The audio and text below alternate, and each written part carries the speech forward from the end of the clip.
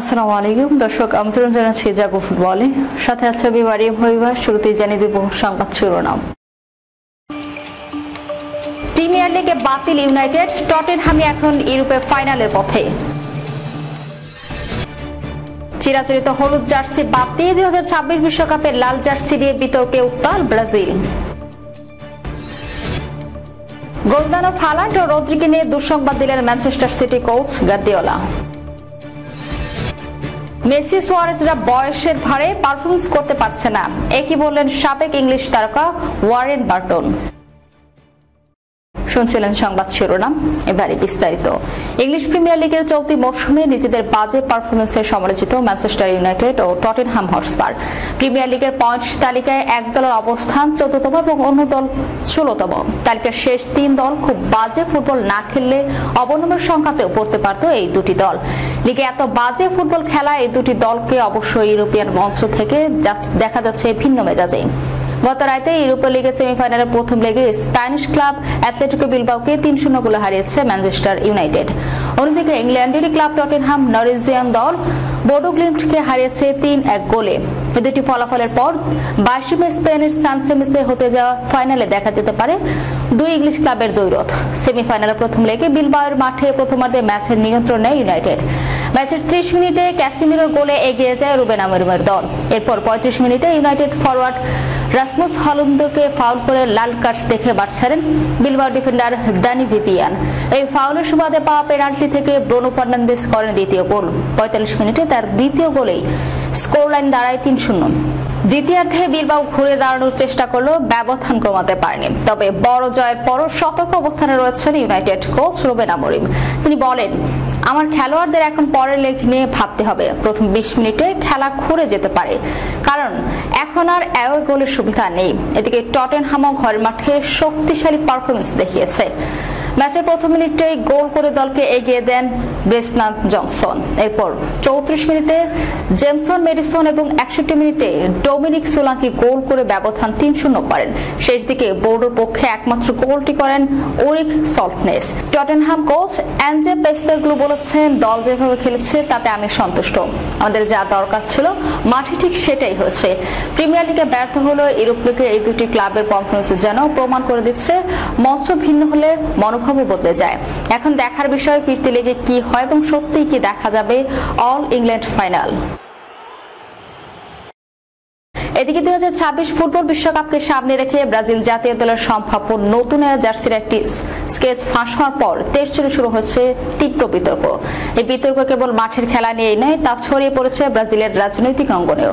বিখ্যাত ফুটবল বিষয়ক ওয়েবসাইট ফুটি হেডলাইন্স প্রথম খবরটি প্রকাশ করে, যেখানে দাবি করা হয় পরবর্তী বিশ্বকাপে ব্রাজিল ঐতিহ্যবাহী নীল অ্যাওয়ে জার্সির পরিবর্তে পড়তে পারে একটি লাল জার্সি, যার ডিজাইনে থাকবে কালো রঙের ছোঁয়া।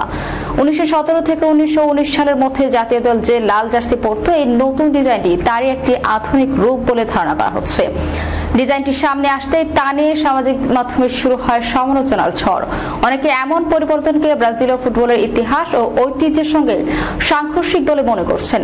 কারো কারো দৃষ্টিতে এটি নিছক অপ্রয়োজনীয় রঙের রাজনীতি। বিতর্কিত নতুন মাত্রা প্রায় যখন ব্রাজিলের রাজনৈতিক মহলেও তা নিয়ে প্রতিক্রিয়া আসতে শুরু করে। সাবেক প্রেসিডেন্ট জয়ির বলসোনারো সমর্থন ও ডানপন্থী রাজনৈতিক গোষ্ঠীগুলো জার্সি লাল রঙকে বর্তমান প্রেসিডেন্ট লুলা দা সিলভা বামপন্থী রাজনৈতিক দর্শনের প্রতীক হিসেবে ব্যাখ্যা করতে শুরু করেন। তাদের ভাষায় আমাদের পতাকা কখনো লাল হবে না। সামগ্রিক প্রতিক্রিয়ার মুখে ব্রাজিল ফুটবল ফেডারেশন এক বিবৃতিতে জানায়, ফাঁস হওয়া ডিজাইনটি কোনোভাবেই চূড়ান্ত নয়, এটি একটি প্রাথমিক খসড়া মাত্র। নাইকের সঙ্গে চূড়ান্ত আলোচনার পরে নতুন জার্সির বিষয়টি নিশ্চিত করা হয়। এটি প্রথম নয়। 1917 সালের সাউথ আমেরিকান চ্যাম্পিয়নশিপে এক অনাকাঙ্ক্ষিত পরিস্থিতিতে লাল জার্সি পরতে হয়েছিল ব্রাজিলকে। উরুগুয়ে, চিলি ও ব্রাজিল 3 দলই তখন সাদা রঙের হোম কিট ব্যবহার করত। সমস্যার সমাধানে একটি লটারির আয়োজন করা হয়। যাকে লাল জার্সি পরতে হবে সেটা নির্ধারিত হয় ড্রয়ের মাধ্যমে। লটারি ভাগে ব্রাজিল পড়ে এবং তারা লাল জার্সি পরেই খেলতে বাধ্য হয়। ফলাফল ছিল মিশ্র। একদিকে তারা উরুগুয়ের কাছে হেরে যায় 4-0 গোলে, অন্যদিকে আর্জেন্টিনাকে হারায় 5-0 ব্যবধানে। গোলদানব হালান্ড ও রদ্রিকে নিয়ে দুঃসংবাদ দিলেন ম্যানচেস্টার সিটি কোচ গার্দিওলা। চোট কাটিয়ে মাঠে ফেরার পথে বড় এক ধাপ এগিয়েছেন ম্যানচেস্টার সিটির মাঝমাঠের ভরসা রদ্রি। দলের সঙ্গে প্রথমবারের মতো অনুশীলন শুরু করেছেন স্প্যানিশ তারকা। রদ্রির অনুশীলনে ফেরার ভিডিও বৃহস্পতিবার ছড়িয়ে পড়ে সামাজিক যোগাযোগ মাধ্যমে। পরে বিষয়টি নিশ্চিত করেন ইংলিশ ক্লাবটির কোচ পেপ গার্দিওলা। রদ্রির সঙ্গে অনুশীলনে ফিরেছেন অ্যাঙ্কেলের চোটে 1 মাস ধরে মাঠের বাইরে থাকা সিটির তারকা স্ট্রাইকার আর্লিং হ্যালান্ডও। গত বছর সেপ্টেম্বরে আর্সেনালের বিপক্ষে 2-2 সময়তে শেষ হয় লিগ ম্যাচের গুরুতর চোট পান রদ্রি। পরে জানা যায় অ্যান্টেরিয়র ক্রুসিয়েট লিগামেন্ট ছিঁড়ে গেছে তার। এর জন্য অস্ত্রোপচার করাতে হয় ব্যালন ডি'র জয়ী এই ফুটবলারের। 2 মাস আগে একক অনুশীলন শুরু করেন রদ্রি। গত মার্চের 1 তারিখ ইংলিশ ক্লাবটি ইনস্টাগ্রামে একটি ভিডিও পোস্ট করেন, যেখানে 28 বছর বয়সী রদ্রিকে কিছু ড্রিল করতে দেখা যায়। এবার শুরু করলো সতীর্থদের সঙ্গে অনুশীলন। সিটির জার্সিতে রদ্রির ম্যাচে ফেরার দিনক্ষণ নিয়ে নির্দিষ্ট করে কিছু বলতে পারেনি গার্দিওলা।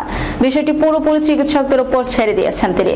যখন ফিজিও ও চিকিৎসক বলবেন রদ্রি খেলা শুরু করতে পারে, কেবল তখনই তাকে খেলানো হবে। তবে সে বেশ ভালো অনুভব করছে। প্রতিদিন সেশন ধরে অনুশীলন করছে, কিন্তু আমাদের ধাপে ধাপে এগোতে হবে, যেন উল্টো এক ধাপ পিছিয়ে না যেতে হয় এবং নতুন চোট আঘাত না হানে। গত 30 মার্চ থেকে মাঠের বাইরে আছেন হালান্ড। এফএ কাপের কোয়ার্টার ফাইনালে বোর্নমাউথের বিপক্ষে 2-1 গোলে জেতা ম্যাচে অ্যাঙ্কেলের চোট পান তিনি। এরপর গত 5টি লিগ ম্যাচে দলের বাইরে এই ফরওয়ার্ড খেলতে পারেননি এফএ কাপের সেমিফাইনালে। নটিংহাম ফরেস্টকে 2-0 গোলে হারানো ম্যাচটি। ঘরের মাঠে শুক্রবার প্রিমিয়ার লিগের ম্যাচে উলভারহ্যাম্পটনকে ওয়ান্ডারসনের মুখোমুখি হবে সিটি। আর্চের লড়াইও হালান্ডের খেলানোর সম্ভাবনা নেই বললেও চলে। লিগে 34 ম্যাচে 61 পয়েন্ট নিয়ে চতুর্থ স্থানে আছে শিরোপাধারী সিটি। অন্যদিকে মেসি, সুয়ারেজ, বুস্কেটসরা বয়সের ভারে পারফরমেন্স করতে পারছেন না। তাদের বাজে পারফরমেন্সের কারণেই ইন্টার মায়ামিকে বাজে সময়ের মধ্যে দিয়ে যেতে হচ্ছে। কনকাকাফ চ্যাম্পিয়ন্স কাপ থেকে ইন্টার মায়ামির ছিটকে যাওয়ার পর এইভাবেই কটাক্ষ করেছেন ফুটবল বিশ্লেষক ও সাবেক ইংলিশ তারকা ওয়ারেন বার্টন। মায়ামির উন্নতিতে দলের তরুণ ফুটবলার দিকে মনোযোগী হওয়ার ইঙ্গিত দিয়েছেন তিনি। বয়সটাই কি এবার কাল হতে বসেছে আর্জেন্টাইন মহাতারকা লিওনেল মেসির। ইউরোপ ছেড়ে যুক্তরাষ্ট্রের পাড়ি জমানোর পর থেকে দেশটির ফুটবল নতুন করে দেখতে শুরু করে আশার আলো। মায়ামির উন্নতিতে দলের তরুণ ফুটবলার দিকে মনোযোগী হওয়ার ইঙ্গিত দিয়েছেন তিনি। বয়সটাই কি এবার কাল হতে বসেছে আর্জেন্টাইন মহাতারকা লিওনেল মেসির জন্য। ইউরোপ ছেড়ে যুক্তরাষ্ট্রে পাড়ি জমানোর পর থেকে দেশটির ফুটবল নতুন করে দেখতে শুরু করে আশার আলো। প্রত্যাশা অনুযায়ী প্রাপ্তি মিলেছে মার্কিন মুলুকে ফুটবল নিয়ে। মেসির যোগদানে জনপ্রিয়তা পেয়েছে MLS। বদলে যাচ্ছে দেশটির ফুটবল চিত্র। তবে সেই লিওনেল মেসি নাকি দলটার খারাপ ফলাফলের পেছনে রাখছেন বড় ভূমিকা, এমন কথায় চোখ চরক ঘাস হবে যে কারোরই। কিন্তু কনকাকাফ চ্যাম্পিয়ন্স কাপের সেমিফাইনালের ফিরতে লেগে ঘরের মাঠে প্রত্যাবর্তনের আশায় থাকলেও একেবারে নিষ্প্রভ ছিলেন দলের সবচেয়ে বড় তারকারা। মেসি, সুয়ারেজ, বুস্কেটস, আলভাদের দিকে তাকিয়েছিল পুরো বিশ্ব, কিন্তু প্রত্যাশার পূরণে ব্যর্থ তারা। এরপরে শুরু নানা সমালোচনা। মেসি, সুয়ারেজ, বুস্কেটসের মতো তারকাদের এমন পারফরমেন্সে হতাশ ভক্তরা। ভ্যানকুভারের মতো দলের কাছে হারের কারণ খুঁজতে শুরু করেছে ফুটবল যোদ্ধারা। ইন্টার মায়ামির এমন করুণ দশার কারণ হিসেবে মেসি, সুয়ারেজদেরই দায়ী করছেন বিশ্লেষকরা। এই জন্য সর্ষের মধ্যেই ভূত। মেসি, বুস্কেটস, সুয়ারেজ ভর করে ম্যাচের পর ম্যাচ জিতেছে বার্সেলোনা। সে প্রত্যাশা পূরণ করতে না পারায় তাদেরকে কনকাকাফ থেকে ছিটকে যাওয়ার জন্য দায়ী করছেন ফক্স স্পোর্টসের বিশ্লেষক ও সাবেক প্রিমিয়ার লিগ তারকা ওয়ারেন বার্টন। বয়সের ভারেই নাকি পারফরমেন্সের ধার হারিয়েছেন মেসি, সুয়ারেজ, বুস্কেটস আর আলভা।